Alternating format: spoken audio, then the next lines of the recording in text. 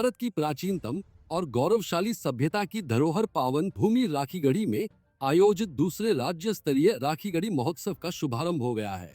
नारनौंद उपमंडल के ऐतिहासिक गांव राखीगढ़ी में पहुंचे मुख्यमंत्री नायब सिंह सैनी ने राखीगढ़ी महोत्सव का शुभारंभ किया और इस दौरान मुख्यमंत्री के साथ विरासत एवं पर्यटन मंत्री अरविंद शर्मा, कैबिनेट मंत्री रणबीर गंगवा, विधायक विनोद भयाना समेत कई नेता मौजूद रहे। बतौर मुख्य अतिथि राखीगढ़ी महोत्सव में पहुंचे सीएम सैनी ने इस मौके पर हड़प्पा ज्ञान केंद्र का भी उद्घाटन किया और साथ ही महोत्सव में शुरू हुई अलग अलग गतिविधियों का भी अवलोकन किया। इस दौरान सीएम सैनी ने लोगों को संबोधित करते हुए कहा, राखीगढ़ी को ऐतिहासिक धरोहर के रूप में विशेष पहचान प्राप्त है।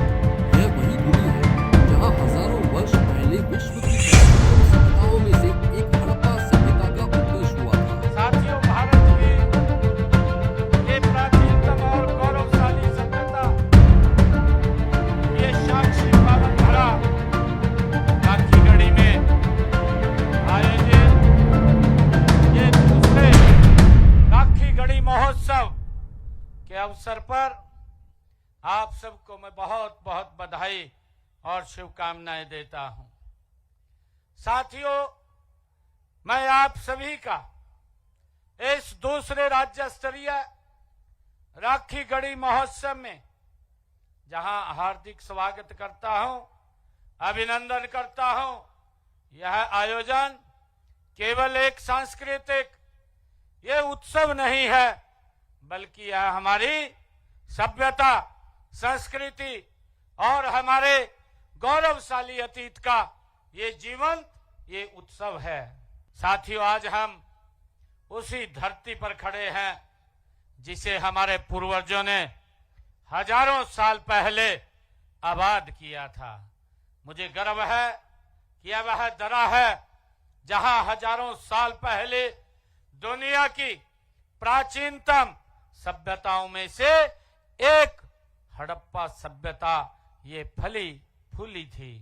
साथियों, यहां मिले अवशेष बताते हैं कि हमारे उन पूर्वजों की कला, संस्कृति, तकनीकी और वस्तु कला जितनी ज्यादा उन्नत और समृद्ध थी, यहाँ की खुदाई से प्राप्त प्रमाणों से ये पता चलता है कि हजारों साल पहले राखीगढ़ी बड़ा औद्योगिक और व्यापारिक ये केंद्र रहा है।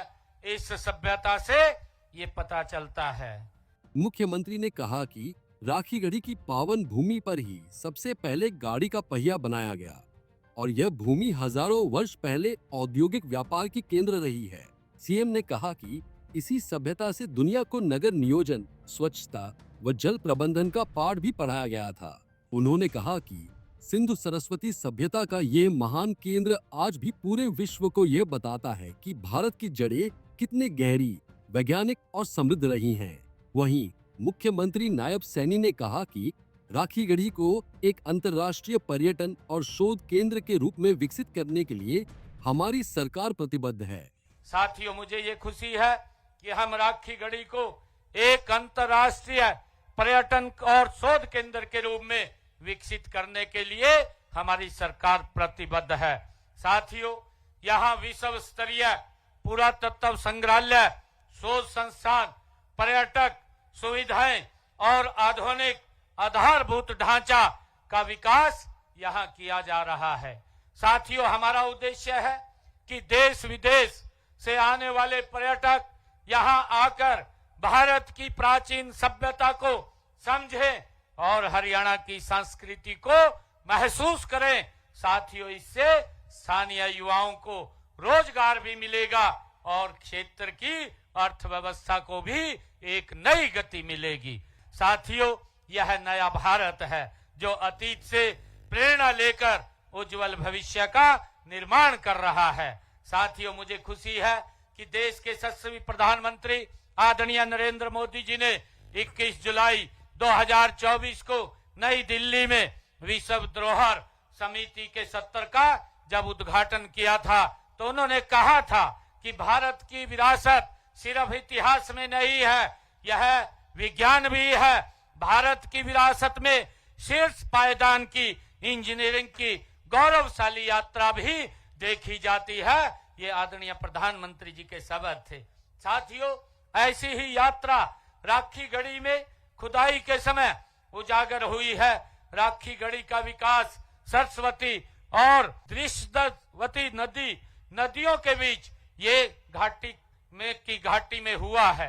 साथियों, मुझे ये भी गर्व है कि यह सिंधु घाटी सभ्यता के 5 विकसित स्थलों में से ये एक है।